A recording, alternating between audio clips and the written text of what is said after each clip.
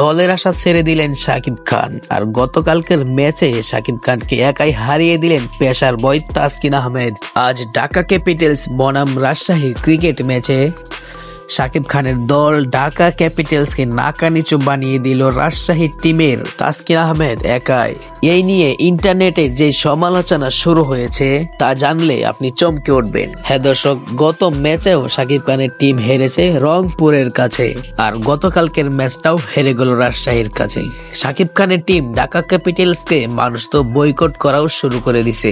কেউ কেউ বলছে শাকিব খান এমন একটা কোচ নিয়েছে যা প্রতিটা ডিসিশনই ভুল, এমনকি সাব্বির রহমানকে না নেওয়াতেই হেরেছে ঢাকা ক্যাপিটালস, এমনটাই বলছে অনেকে।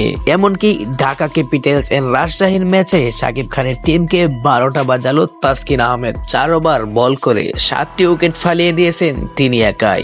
সবাই বলছে শাকিব খানের সিনেমায় ঠিক আছে, এরকম খেলাধুলায় মনোযোগ না দিয়ে বরবাদ সিনেমায় শুটিং এ যাওয়া দরকার তার। তবে যারা শাকিব খানকে ভালোবাসেন তারা হারলেও শাকিব খান, জিতলেও শাকিব খান। আর আপনি কোন কাতারে আছেন কমেন্ট করে জানিয়ে দিবেন কিন্তু অবশ্যই। ঢাকা ক্যাপিটাল শাকিব খানের টিম এভাবে সিরিয়াল ধরে দুইটি ম্যাচ হেরে যাবে শাকিব খান এটা কল্পনাও করতে পারেনি।